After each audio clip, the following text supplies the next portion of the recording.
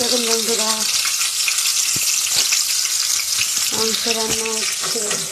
পেঁয়াজ দিয়েছি তবে পেঁয়াজ ভাজা ভাজা হলে আদা রসুন দেবো।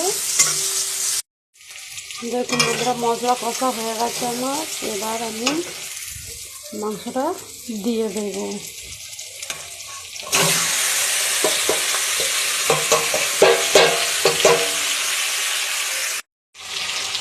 দেখুন আমার কষা হয়ে গেছে।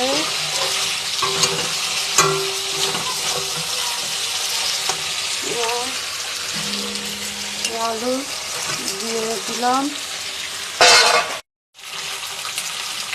জল দিয়ে দেবো। কষা কমপ্লিট, জল দিয়ে দেবো। এটা মশলার জলটা দিলাম, আর একটু জল লাগবে। জল দিয়ে দিলাম।